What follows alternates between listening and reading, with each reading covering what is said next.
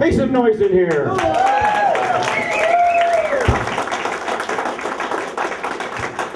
Please take your seats. Good morning. My name is Bobby Wise. I'm the director of the American Legion Riders here at the American Legion Post 52. So, good morning. I'd like to welcome honored guests, and I did have the privilege to see Mayor Mueller. Sir, thank you very much for coming to these special occasions. We have the privilege and the honor to always have this ability to recognize veterans from our past who stood up and raised their right hand in the service of our country. So today we honor and recognize Martha Montevallo, a World War II veteran.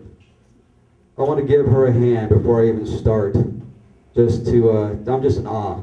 I'm just simply in awe of this, but let's give her a round of applause, please.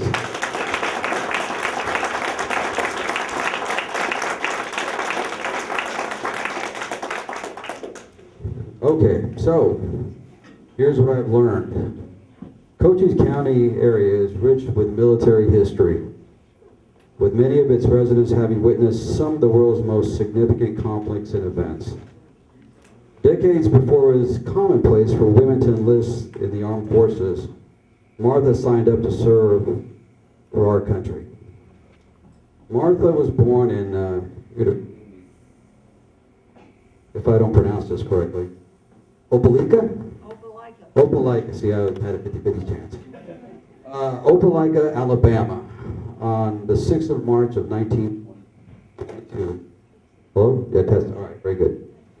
The Huachuca City resident, now 97, came from a military background. Martha's father and mother both served in one capacity or another. Her father, William Chester Morris, was a World War I Navy veteran and then subsequently an U.S. Army.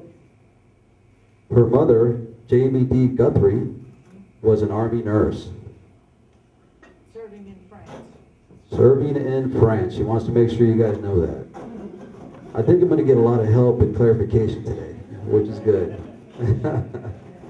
So when Martha heard on the news in 1942 that Congresswoman Edith Norris Rogers had introduced a bill to form the Women's Army Auxiliary Corps to assist in the war efforts, she didn't hesitate to sign up at all.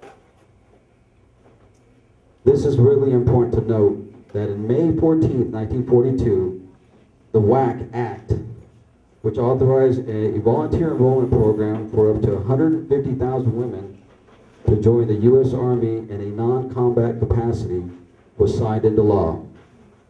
The proposal cleared the way for women to serve in a variety of jobs, from medical care professionals, welfare workers, clerical workers, cooks, military postal employees, chauffeurs, telephone and telegraph operators.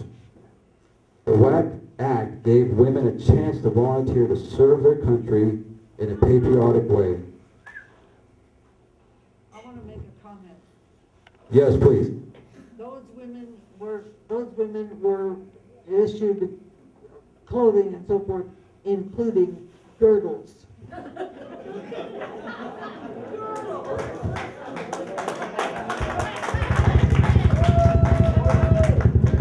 Hold on. Type one each. So.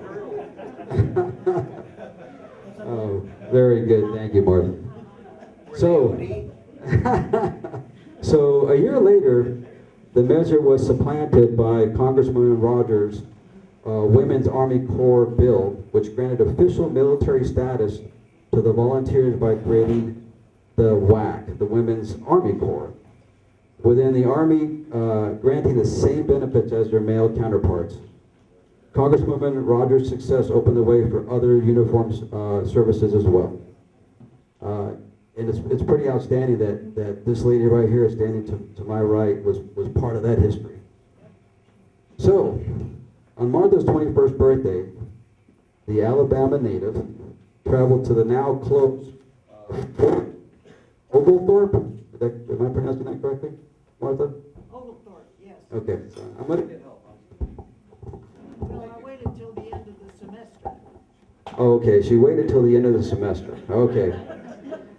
So for 4 weeks of basic training and 6 weeks of mortar transport training, she then deployed to Fort Riley, Kansas, where she and around 100 other WACs who worked as mechanics, switchboard operators, drivers, and in other profession or essential elements supported roles as many of their male friends and counterparts and family members, to include Martha's own father, were deployed abroad. Martha primarily served as a truck driver and chauffeur, maneuvering multi-ton vehicles to transport prisoners, equipment, rations, garbage, and as well as other things like driving officers to work sites, train stations, and other locations. Despite the WAC's expertise, many male soldiers did not see them as equals or supporters in the mission. So one of these special occasions, Martha was talking about an event that happened to her, and she remembers a story where she was driving a trash truck to pick up garbage from a hog farm located near the installation. Not a hog farm. What was it? You want to know about the hog farm? Yes, we do want to know about the hog farm. The hog farmer knew that there would be garbage available for his hogs to eat. Therefore, the garbage had to be separated so that the hogs would not have to eat cigarette butts and girly magazines.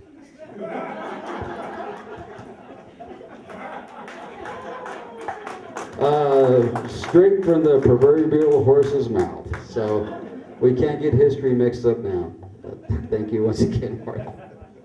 To clarify that, so on one of the many stops, she had to pick the garbage and separate the trash from essentially what the hogs would eat, and she came across a first sergeant. Yes, okay, who was a real misogynist, and she told him that they were not going to. She told him that they were not going to pick up the trash unless it was separated. And evidently the first sergeant was pretty furious about this. So she kept going back the next day, and again it wasn't separated. So what do you think Martha did? She finally just drove by and just passed it by. So finally on the third day, she noticed it was very carefully separated, and then Martha picked it up.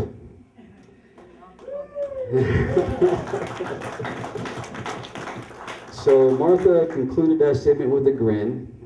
The first sergeant was furious that they let women in the Army, and he just thought the Army had been degraded at that point, but obviously Martha stood firm. So she wanted on to make sure that she clarified that not all men acted with disrespect towards the WACs. Some were curious about the new members of the military. Martha remembered another occasion when she was walking around outside the barracks wearing a new off-duty dress with a type on each girdle. They just have been issued. Martha recalls she was walking around and there was an armed guard that walked around the compound every night from 6 in the morning to 6 at night. No, 6 p.m. to 6 a.m. 6 p.m. to 6 a.m. I am messing this up. And he was coming around and he didn't know what to do when he saw her wearing that new uniform, and the guard didn't recognize it, so just to be sure, he gave her a rifle salute just in case. So at this point, Technical Corporal Martha Montevallo of the WWII was honorably discharged from Fort Riley, Kansas Cavalry Replacement Station, where she served from 1943 to 1946. She then transitioned to the reserves from 47 to 49. In 1950, she was asked to stay on and was stationed at Fort Lee, Virginia, at the WWII Training Center. Hold on, okay. Yes, ma'am? When I graduated from college, I was automatically promoted to second lieutenant.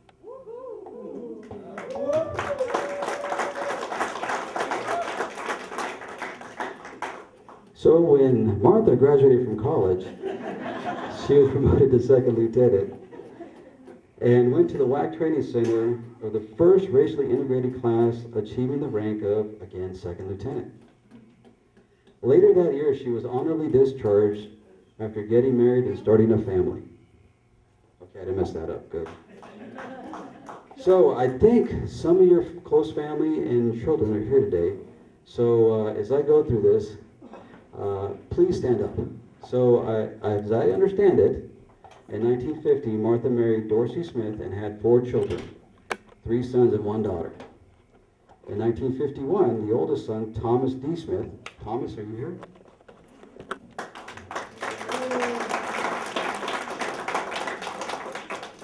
A Vietnam veteran. Let's give him a hand.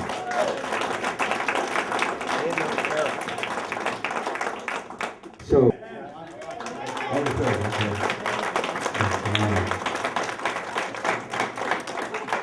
okay, I got the batting order mixed up, so no worries. And then Sean lives in San Diego? Yes. San Diego. All right. And finally lives in Tucson as well. Okay, so I'm not messing up too bad, am I, Martha? So, this is pretty cool. Martha would go on to revisit her service in 2011 when she participated in the honor flight trip to visit the war memorials in Washington, D.C. On that particular flight, she was the only woman veteran in the group. So she has lived in Sierra Vista since 1962. Sierra Vista? Area. Come on, man. Area. We got a shout out to Huachuca City. And she has enjoyed watching the progress of women that have made in the military over the years, including the high-ranking female officers that are currently in command in Fort Huachuca. So, hopefully I didn't mess this up too bad and stumble a lot, but please join me in a hearty round of applause to this World War II veteran, Second Lieutenant, United States Army, Martha Montevallo.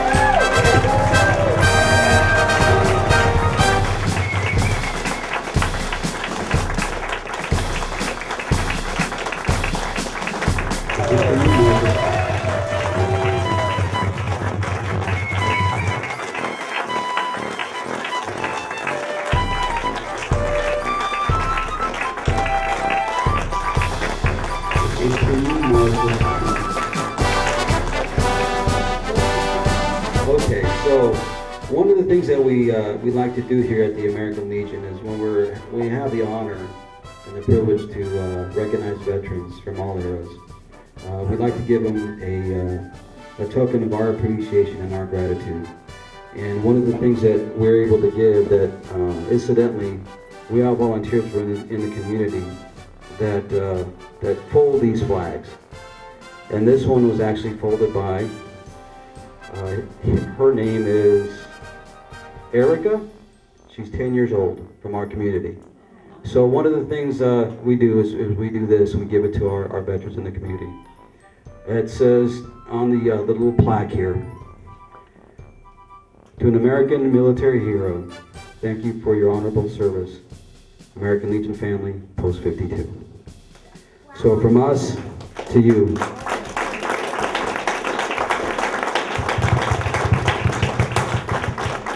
So this is one of the delights that I have. I know the rest of the Legion and the post here at 52 take privilege in doing is to honor and recognize veterans. So in part of this and the procession coming down from Huachuca City to here, we saw vehicles pull over, individuals getting out, putting their hands over their heart or saluting. So this is just indicative of a great community that we live in, where we recognize veterans. We recognize the service that they do for our country. And part of that privilege that we have is we have the ability to recognize these veterans as well. So as we culminate this recognition ceremony, please stay behind. We have plenty of food.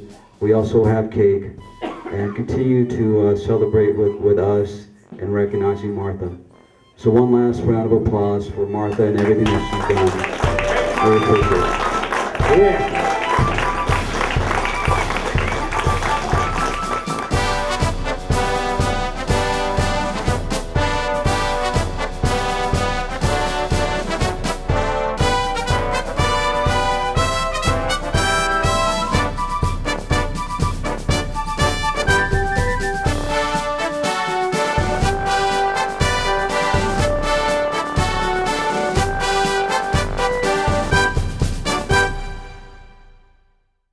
What everyone has done, and it's humbling and heartwarming all at the same time.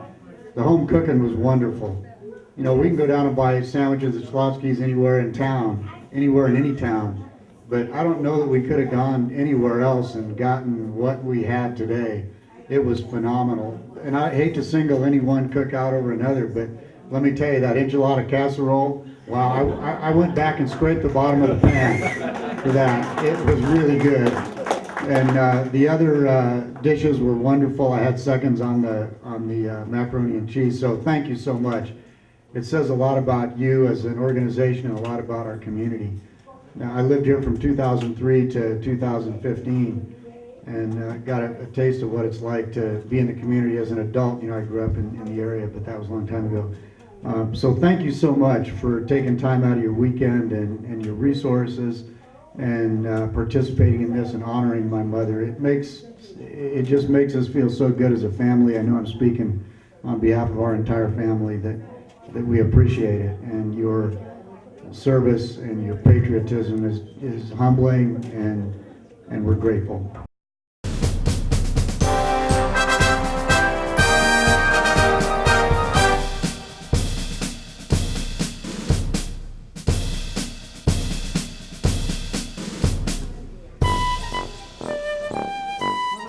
How about right there? It sounds great.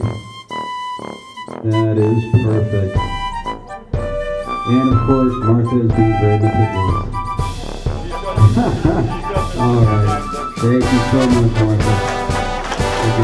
Right up there with that camera. Wait.